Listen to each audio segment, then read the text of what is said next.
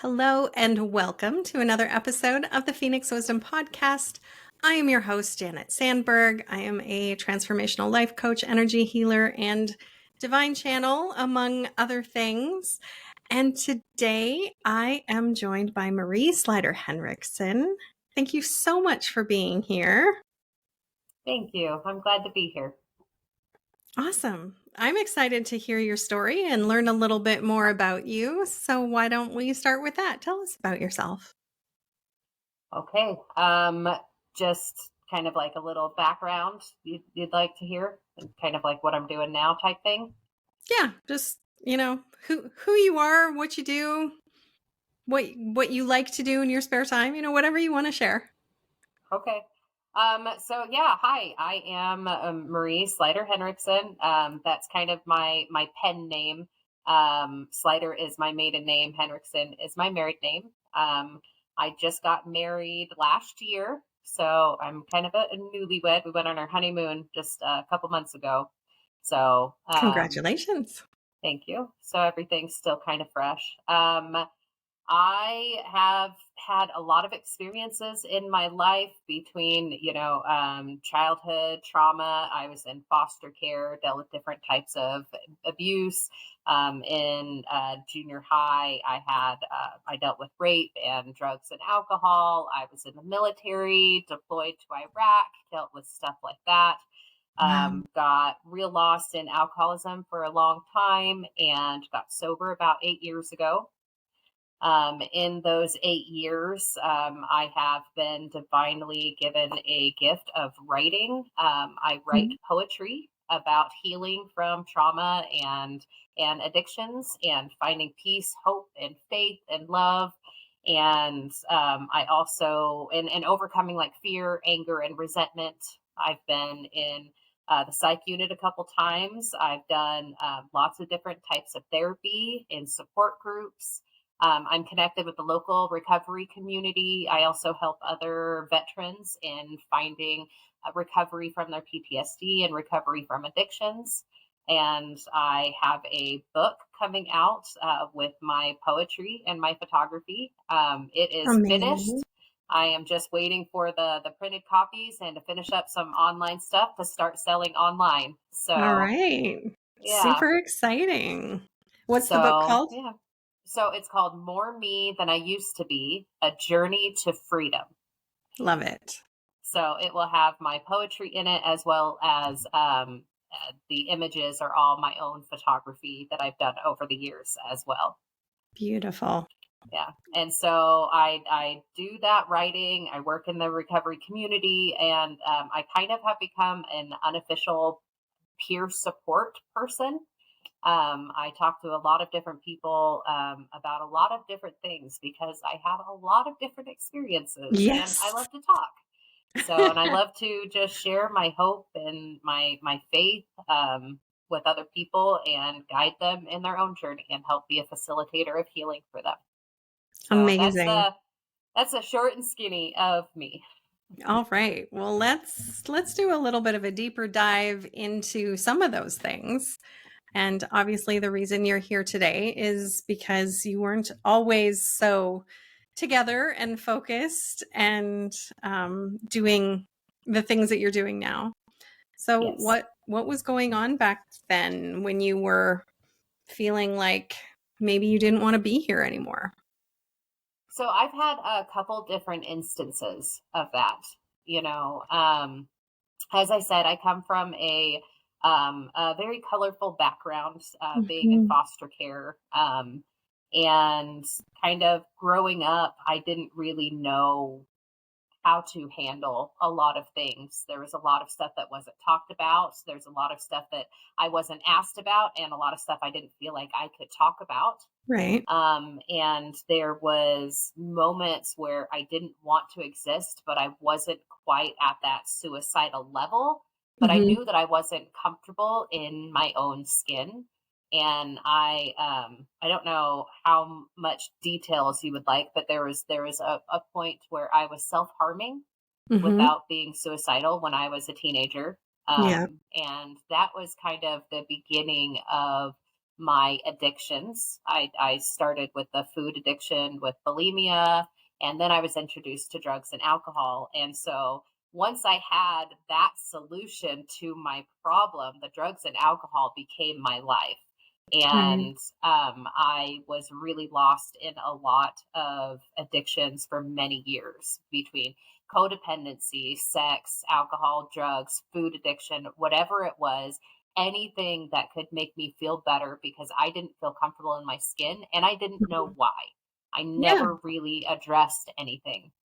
And so that the addictions were the thing that kept me going for many years, even throughout my military time. I was getting drunk, it was people, it was whatever I could pursue. There was many layers to it, and I put myself in different situations that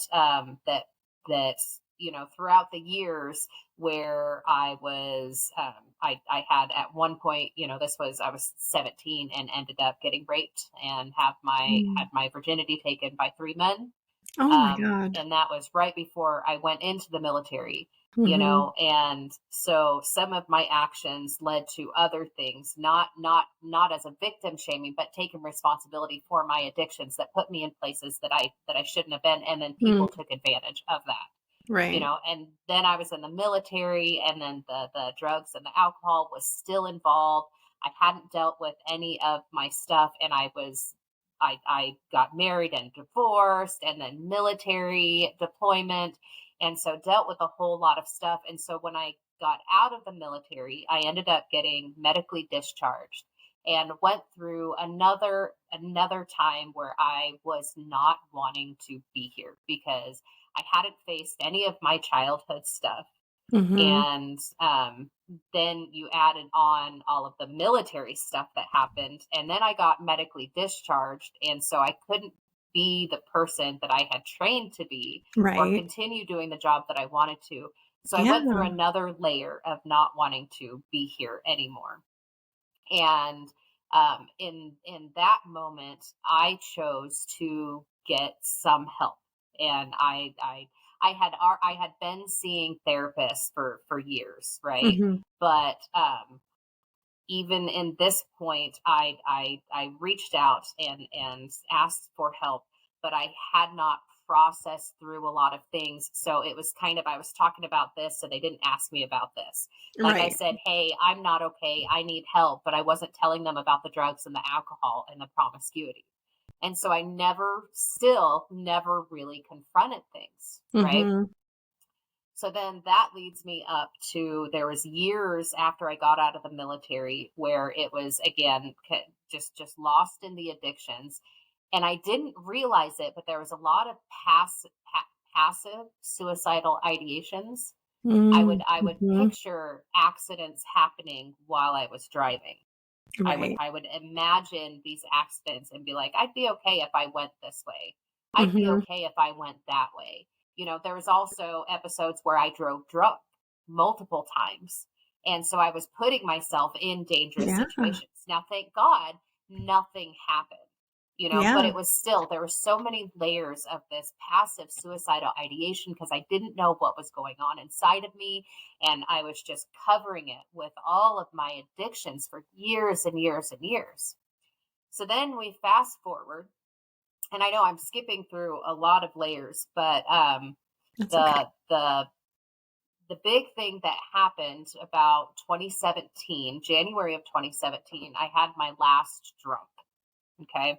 And in my last drunk, I almost killed a friend and me in I was driving drunk, and I had swerved so hard. I was driving in the fast lane, and it was the middle of the night and going 70 and a 70 in the fast lane. So people are going 80, 90, 100 past me.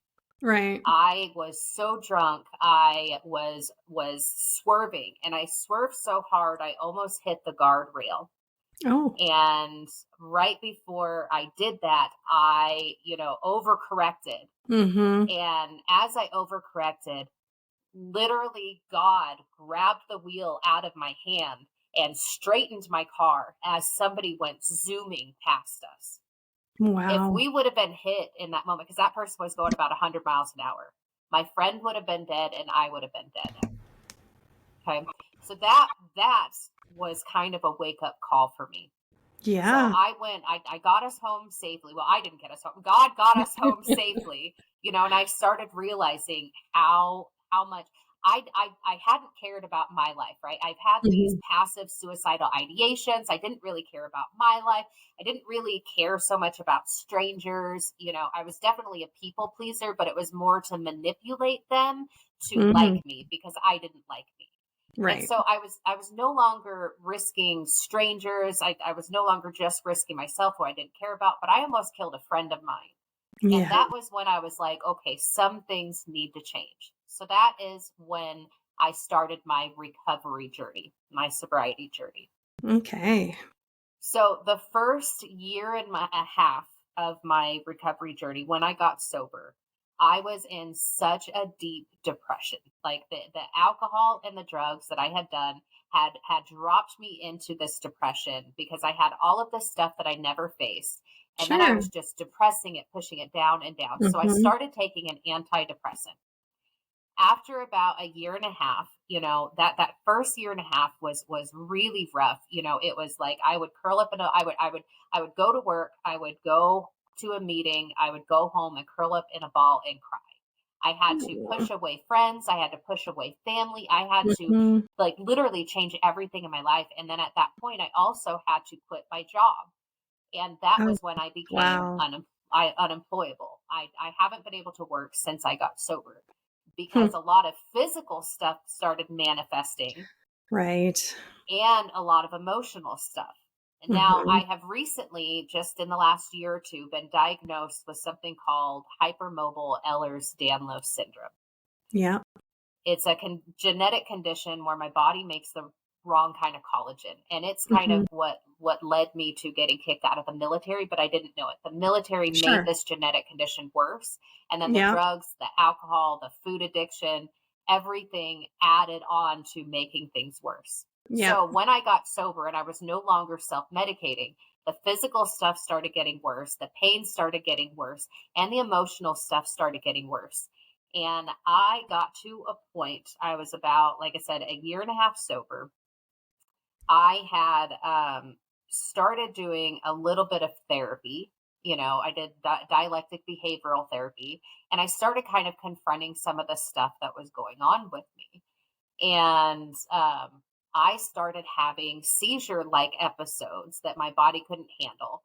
Wow. Come to find out, so I have something else that's called POTS, and I think that Mhm. that was involved, but there was also manic episodes that I was having as well. Oh my gosh. Yes, so there were so many different layers to happen. And so then at one point I had gone to an art show where I was selling some of my art because I've worked with oil pastels and I've done photography and stuff like that. So I had gone to an art show, and there was an incident that happened, and I got triggered into some childhood trauma of Oh mine, no. and I didn't know how to handle it. I Mhm. was no longer self medicating. I didn't know how to handle it. And I had gone to see my now husband. I'd gone to visit him. And on my way home from seeing him, there was a split second that I almost stopped my car in front of a train. Oh. And as I was driving and I was picturing this in my mind, I was like, this will just make everything go away. Mhm. And I didn't even know at that moment that I had been triggered to my childhood trauma. I just knew that I was Mm. feeling heavy. I didn't know what was wrong. I was like, I'm just ready to be out of here. Like it was just that Mhm. that thought process. I'm like, I'm ready to be done. And so I'm getting ready to go to this train, and I'm looking like getting ready to go onto these tracks, and I'm looking for a train because I'm like, all right, I'm ready.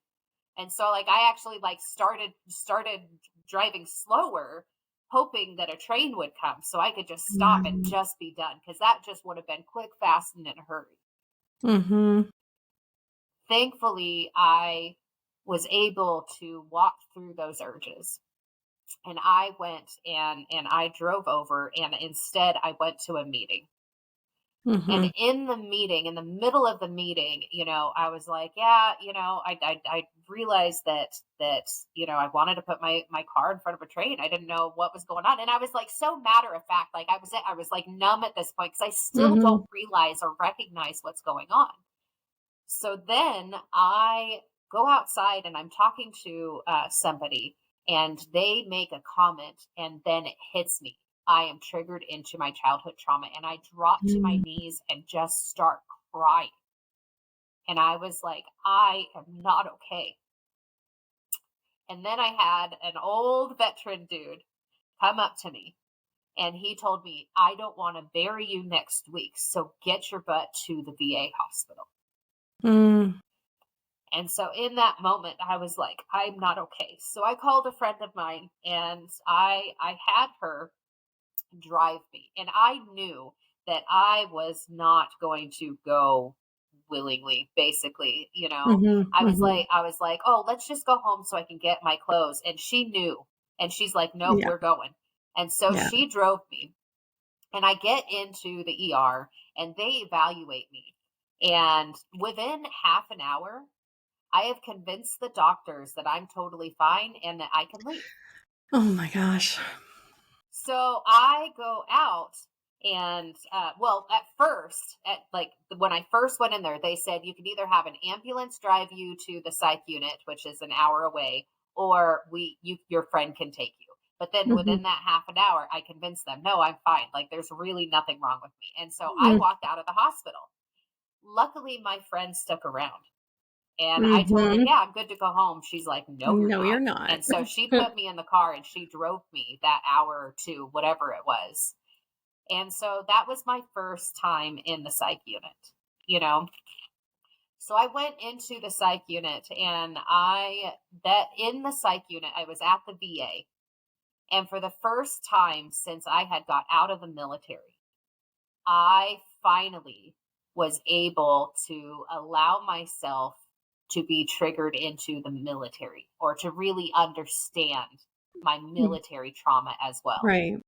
Because earlier that year in January was my first time in fireworks, Okay. without drugs or alcohol. Because Mhm. anytime there's fireworks, it was always drugs or alcohol, Yep. for years and years. Yeah. But that January, those fireworks actually affected me that year. And I was like, man, what the heck is wrong with me? I'm like beating myself up, and I'm just like, this is so stupid. I thought it was so stupid that people would get triggered by fireworks, right? And then it Until it happened happened to to me. you. Yes. And then like I said, I just pushed it down, pushed it down, pushed it down. But then I'm in the psych unit, and I'm hearing other veterans talk about their PTSD. And that was when I was finally able to open up and realize that I have PTSD from my Mhm. childhood all the way to my military trauma. Mhm. I have PTSD. And that was my first time saying, oh my gosh, like there is a name for this. Mhm. And while I was in the psych unit, I actually wrote a poem that's called "Hope in the Fight." And that poem was so meaningful for me because that was the first time that I genuinely was like, hey, I'm really not okay. And there is so much hope in this, Mhm. and like I had already kind of developed a relationship with my higher power. I had started going back to my childhood church. I'm a member of the Church of Jesus Christ of Latter-day Saints. Okay. I had gone through this spiritual awakening when I first got sober. And I started out with, my higher power's love and connection, because it's something that I've never really felt. And then I learned how to connect with nature, and and everything from Native Americans. I learned how to do like meditations with Buddhists. I learned some interesting lessons from a Mexican shaman, and I learned how to praise with non-denominational, and I wound up back into my childhood religion. Mhm. And with that, I developed this opening of who my higher power was, and that God is everything. And in that psych unit is when I really felt the most like loved and secured and held. and understood. So that was kind of like the beginning of this huge transformation that happened with me. Like it had already started when I got sober, but in this moment it was like, hey, I genuinely want to be here. I Mm-hmm. don't want to run. I don't want to hide. I don't want to kill myself. I need some help. And so that was kind of like the beginning of their so over the next 5 years, there was a very interesting journey where they originally diagnosed me bipolar borderline with PTSD. Oh, And wow. and so then my disability was taken care of. They started me on a whole bunch of different medications. You know, I started like moving forward in my church, in recovery. Things were kind of doing good, but there was still something that wasn't right. And Mm-hmm. and I couldn't figure it out. I now had a desire to live, but I started realizing that my desire to live was based on my worth of other people still. Mm-hmm. I started realizing that my desire to live was because I felt like I had to take care of other people. I had to do service work. These are the things that I have to do. And I was really stuck in this, like even with my church. I went to the temple when I wasn't ready to go because it was well, I'm in church. This is what I'm supposed to do. And Right. there was a lot of stuff that I still hadn't processed. I did the dialectic behavioral therapy again, but still something just was not right still.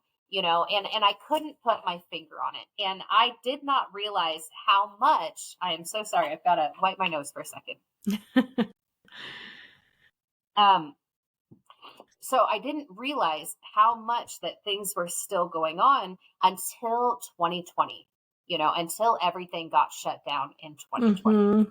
when I no longer could be around the people that I am trying to please, when I no longer was Mm. able to put up a show for other people, when Yeah. I no longer could do all the service work that I was defining myself by, in that time frame, I started losing my mind again. I started turning to food a lot more. I just wasn't okay. And I got into this deep depression again.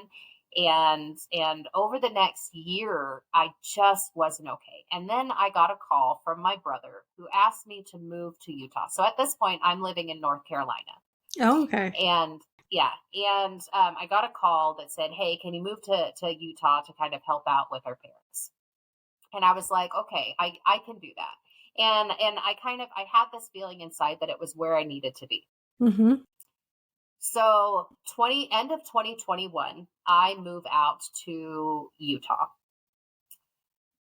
By the beginning of 2022, I'm at the biggest that I have ever been. I had gotten up to 250 pounds. My food addiction had just gone way haywire. I wasn't drinking or drugging anymore. I had dropped caffeine, but I was still, eating. And that Yeah. was my big thing. So finally, here in Utah, I was able to get into cognitive processing therapy.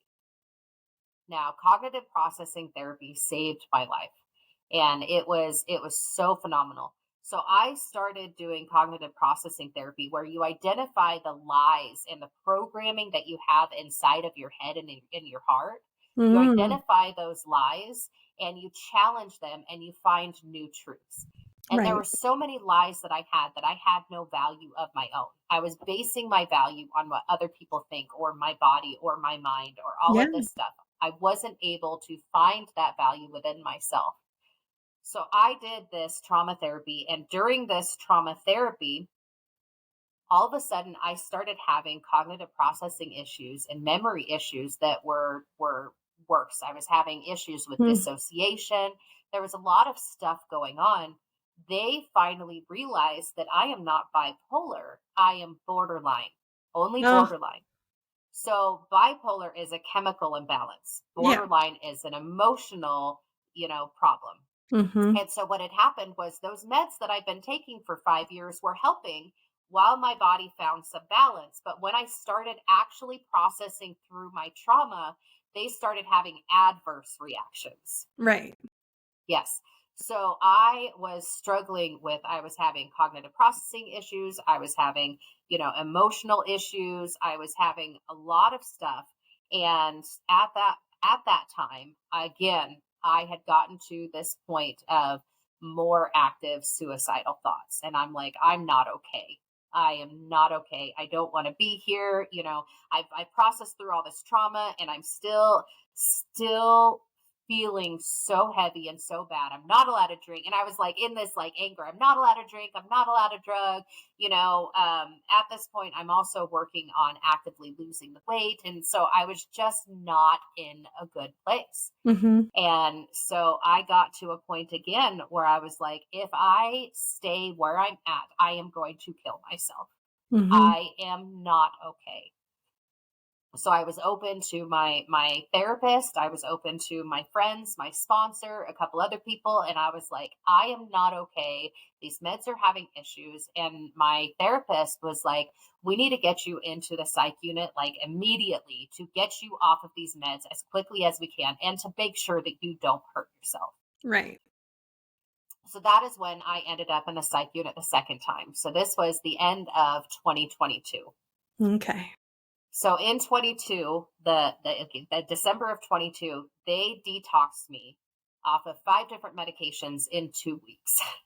Oh my God. Yes. Wow. And it was the best choice that could have happened, So I get off of that. I also started establishing boundaries with some family members and some friends, and I've processed through all of this stuff. Around this time, so there's multiple layers that I have going Mm-hmm. on here, right? So I am off of the medications. I'm being taken care of. I'm feeling less suicidal. My emotions are kind of calming down a little bit.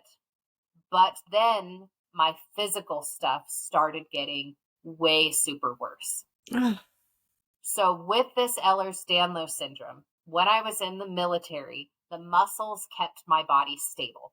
okay. When I got sober, I had gained a bunch of weight, which the fat kept me sober.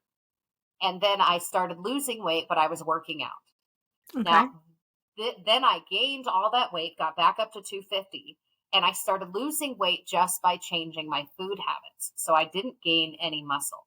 Oh, okay. Because I didn't gain the muscle and I was losing the weight, everything started moving more because I've got a defective collagen, Mm-hmm. and it tore my hips up completely.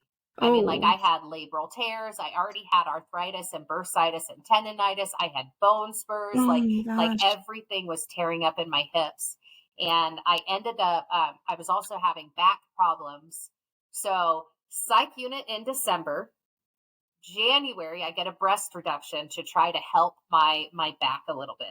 But Yeah. that also messed up how my body is moving. Mm-hmm. Okay. So losing weight, off Oh the my gosh.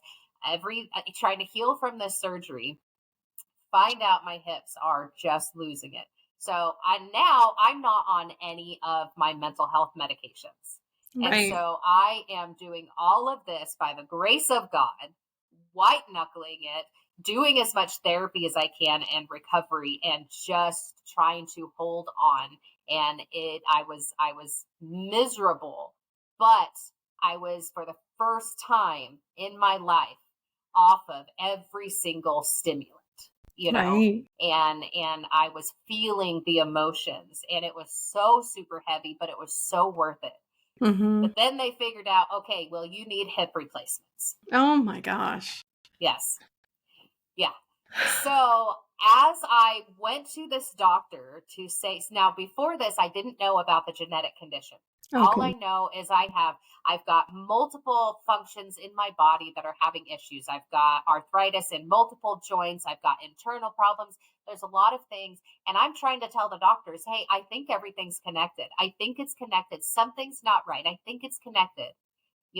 And so I Mhm. feel like I'm going crazy because they're like, no, it's not connected. Everything's separate. So I'm going through this mental stuff of I am going crazy, Mhm. and I'm just being a wuss, and this is just a figment of my imagination, or it's a punishment from me getting sober. So I'm like going through all of these emotions with all of this stuff, and I go in to see this doctor. And if there's any veterans out there in Utah, Dr. Swayze at the VA hospital is phenomenal. So I Okay. go in, yes, so I go in to see him, and he comes in with a shit eating grin, and he's like, you're more flexible than you should be needing hip replacements. And I was like, yeah. And he's like, I think you have Ehlers-Danlos syndrome. And he had this giant smile on his face. And I'm like, what is that? So I finally got a name to the monster, you Right. know? So I Mhm. have a name to the emotional monster, which is borderline personality with dissociation and PTSD. I have a name to the physical monster, which is the Mhm. Ehlers-Danlos syndrome. I've processed through a lot of my trauma, and I am finally, feeling a little bit better. So moving forward to, we'll say, September of 2023. Okay.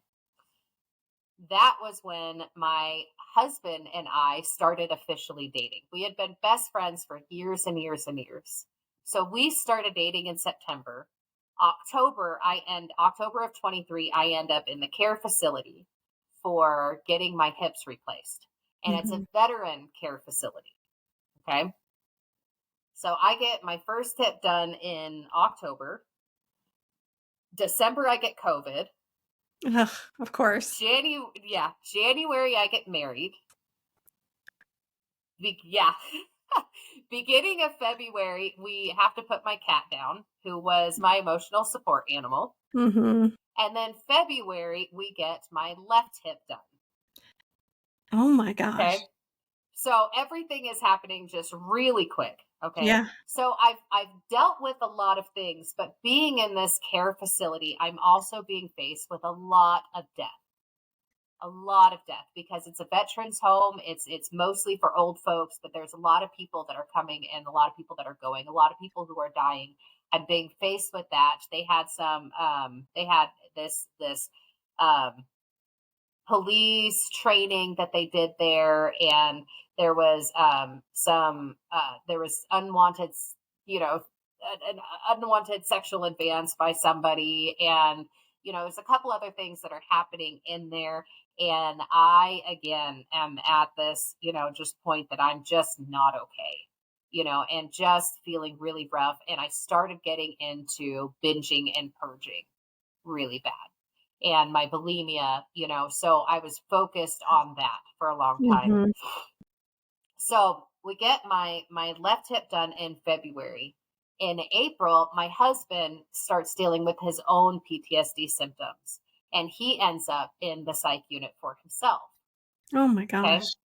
So then when I finally move in, so we got married in January, I moved in with him in May. So I'm healing from my hip replacements, and I end up moving in with him.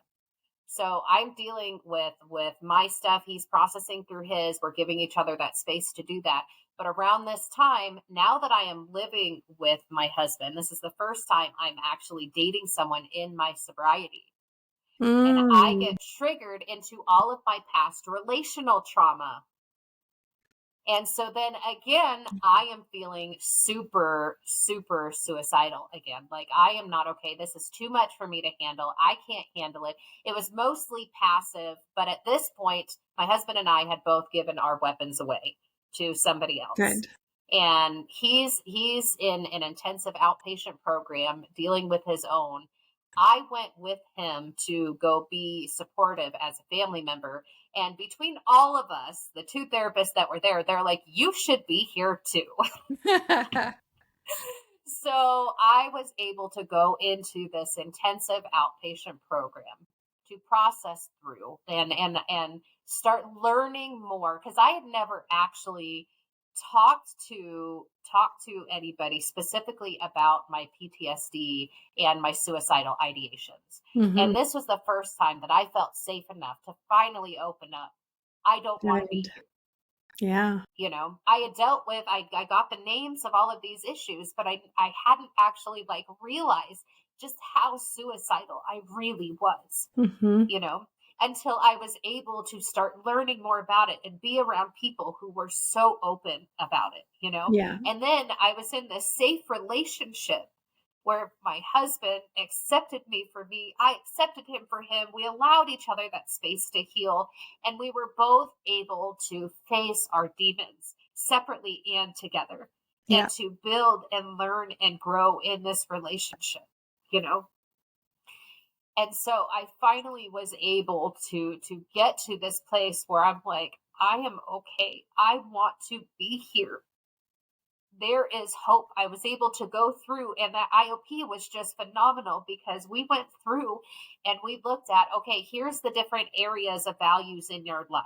Okay. What are your values that you want to work on? What are your priorities that you want to work on? What are your goals? And now let's find a purpose for you. And Mm-hmm. I was finally able to kind of see, where my worth really, really lied. And that is with my higher power. And that it's not based on what I could do for other people. It's not based on my body. My body started falling apart.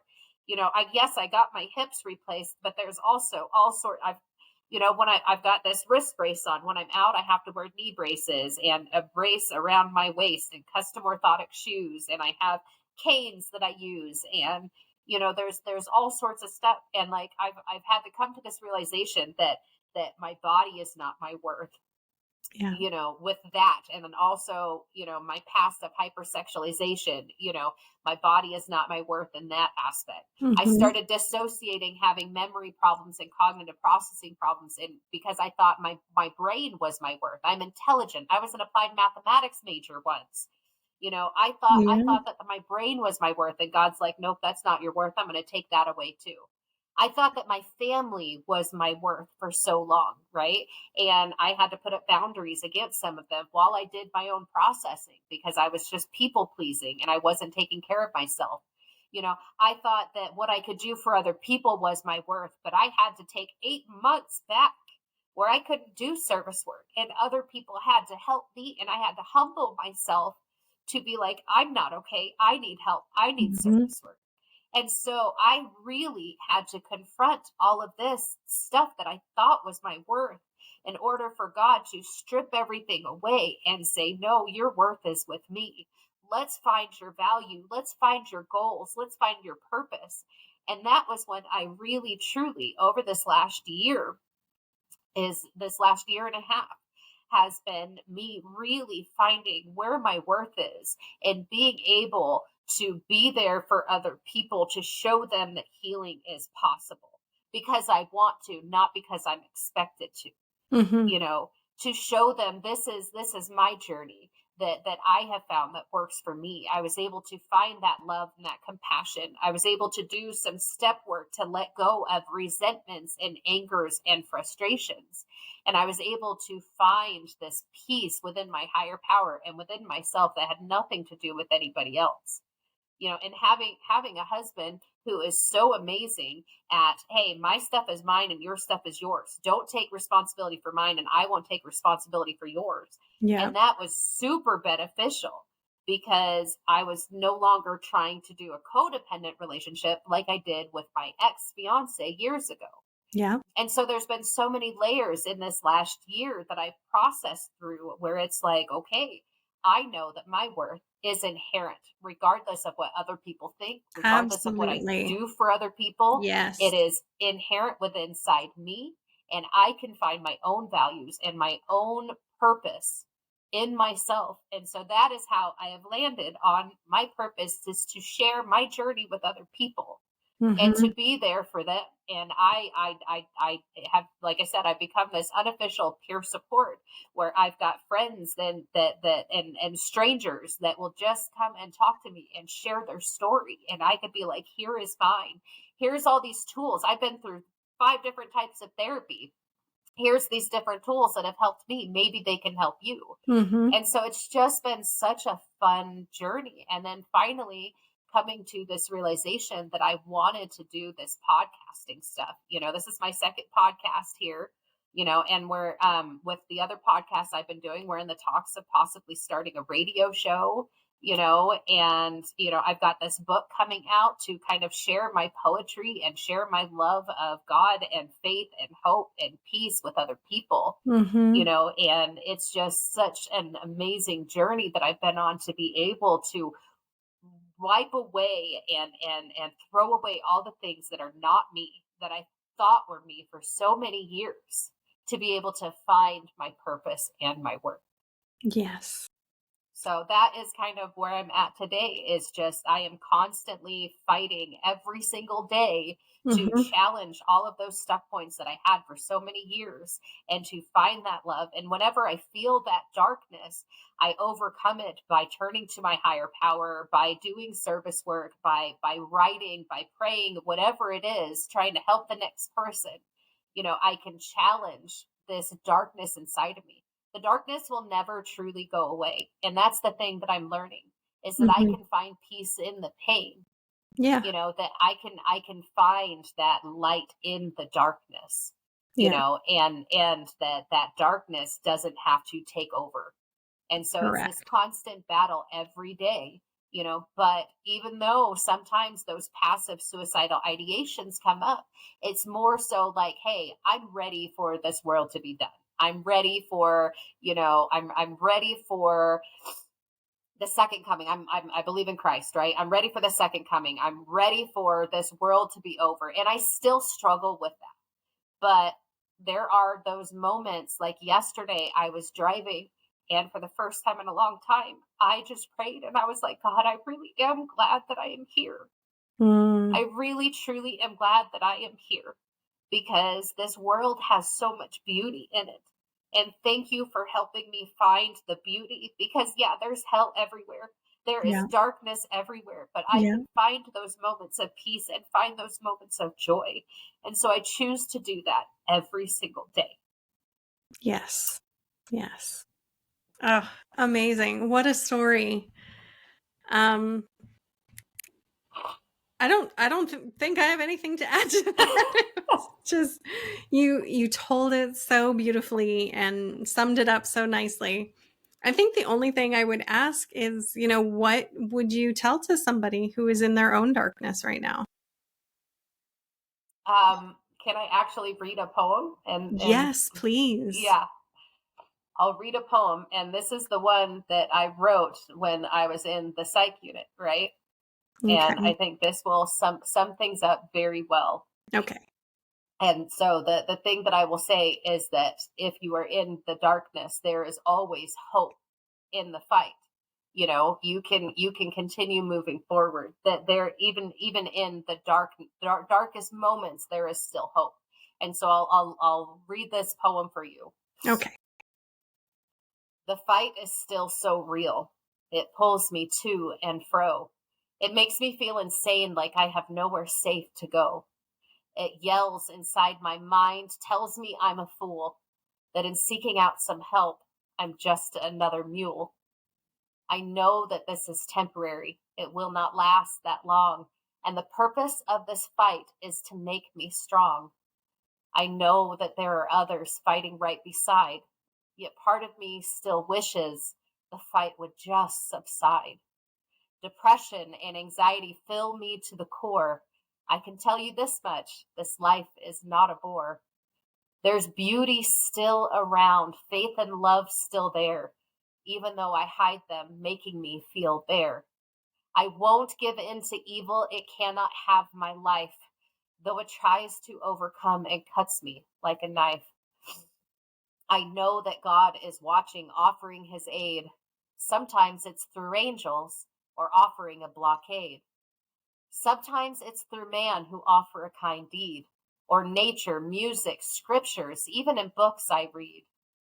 I know he won't give up in helping me return. There are just so many lessons I have yet to learn. So when I feel despair and my path seems hard to follow, I look down at my feet and take one step towards tomorrow. It's the only way I know that today I can bear the struggles set before me, and one day I can share the hope that kept me going on this journey I went through to the glory in the end when we are made anew. So, what I can say is if you are struggling, just know that there is hope and just take one more step. One more step. You don't know what's on the other side of that next step. There is so much beauty that is still around.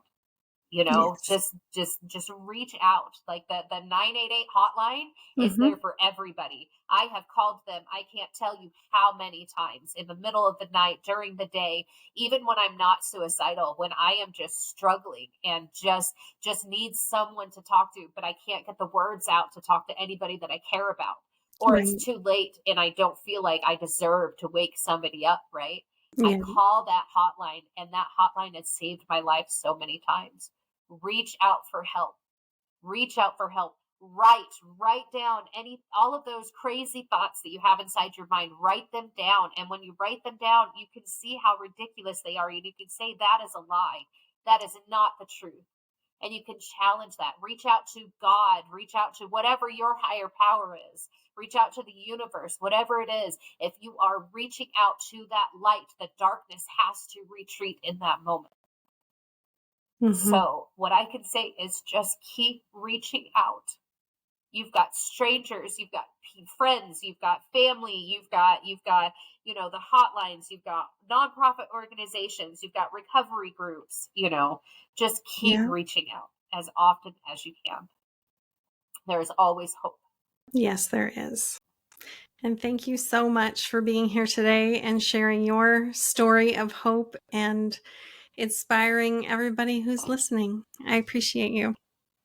Thank you. I'm really glad that I was able to be here. It reminds me that I still have hope even in my darkest times. It Yes, reminds me why I'm doing this, because I know that there's still hope. there is. Yes, for everybody. Yes.